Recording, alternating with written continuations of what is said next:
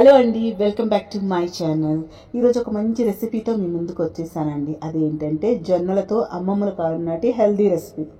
బరువు తగ్గాలనుకునే వారికి, డయాబెటీస్ ఉన్న వాళ్ళకి మంచి బ్రేక్ఫాస్ట్ అండి. ఇది చాలా సింపుల్గా చేసుకోవచ్చు, చాలా రుచిగా కూడా ఉంటుందండి. ఏ వయసు వాళ్ళైనా, పెద్దవాళ్ళైనా, చిన్నవాళ్ళైనా చక్కగా తినేవచ్చు.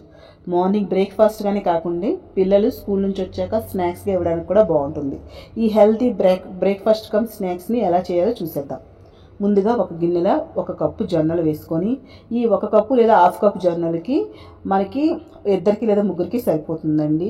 దాంట్లో నీళ్లు పోసి బాగా కడిగి రాత్రి అంతా నానబెట్టుకోవాలండి. నానబెట్టుకున్నాక ఒక రాత్రి అంతా అయినా 8 నుంచి 10 గంటలైనా నానబెట్టుకుంటే సరిపోతుందండి.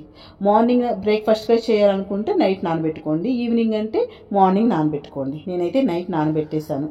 చూడండి, జొన్నలు అయితే బాగా నానిపోయాయి కదా. ఇప్పుడు ఆ నీళ్ళు వంపేసి మళ్ళీ నీళ్ళు వేసి బాగా కడగాలండి. కడిగి ఇప్పుడు వీటిని కుక్కర్లో వేసుకోవాలి.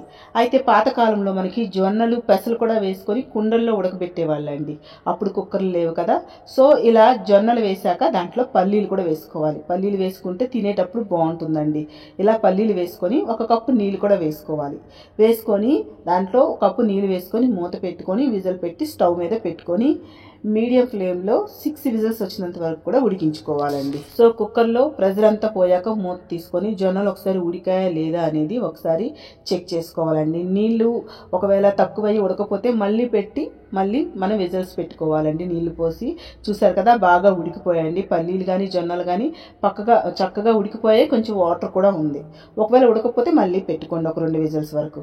సో నాకైతే చక్కగా ఉడికిపోయాయండి. ఇప్పుడు వీటిని ఆ వాటర్ ఎక్స్ట్రా నీళ్ళని డ్రైన్ చేసుకోండి, లేదా ఆ నీళ్ళని కూడా వాడుకున్నా బాగుంటుందండి. అయితే తర్వాత స్టవ్ పైన ఇలా ఒక ప్యాన్ పెట్టుకొని దాంట్లో మీరు ఒకవేళ డైటింగ్ కోసం చేసుకున్నారు అనుకుంటే దాంట్లో 1 టీ స్పూన్ నూనె వేస్తే సరిపోతుందండి. ఎక్కువ వేయకండి డైటింగ్ చేసే వాళ్ళైతే. వేసుకొని దాంట్లో ఆవాలు, జీలకర్ర, అలాగే ఉల్లిపాయలు వేసుకోవాలి. పచ్చిమిరపకాయలు మీ టేస్ట్కి తగ్గట్టు వేసేసుకోండి. అలాగే ఒకవేళ నూనె కాకుండా ఇంకా ఒక టీ స్పూన్ నెయ్యి వేసుకున్నా సరిపోతుందండి. అలా వేసుకున్నాక ఆనియన్స్ అన్నీ వేగాక మీరు ఉడికించుకున్న జొన్న గింజలు ఉన్నాయి కదా, అవి వేసుకొని కలుపుకోవాలండి. ఒకవేళ మీరు మామూలు బ్రేక్ఫాస్ట్ నార్మల్గా అయితే ఆయిల్ బాగానే వేసేసుకోండి. ఒకవేళ డైటింగ్ అయితే తక్కువ వేసుకోండి. మీరు ఏమీ వేయక్కర్లేదండి, ఇవైతే సరిపోతుందండి. ఇలా వేసి కొంచెం పసుపు, మీ టేస్ట్కి తగ్గట్టు కారం, ఉప్పు, గరం మసాలా వేసుకుంటే సరిపోతుందండి. నేను నిజంగా చెప్తున్నా, తిన్నా అండి, చాలా బాగుంది. అలాగే డైటింగ్ చేసిన వాళ్ళకి ఇది ఎందుకు వెయిట్ లాస్లో యూజ్ అవుతుందంటే చాలా టమ్మీ ఫిల్లింగ్గా ఉంటుందండి. మీకు ఆకలి అయితే వేయదు. 1 కప్పు తిన్నా సరిపోతుంది. చాలా ఫుల్గా ఉంటుంది స్టమక్ అనేది. మనకి ఏమైనా తినాలి అనిపించదు. వెయిట్ లాస్కి అదొకటి మెయిన్ ఇంపార్టెంట్ ఇష్యూ కదండి. అంటే ఆకలి వేసిస్తుంటుంది కదా, అలా ఏం తినకుండా ఇది కాపాడుతుంది అనమాట. ఇది తినగానే మనకి ఇంకా ఆకలి వేయదు.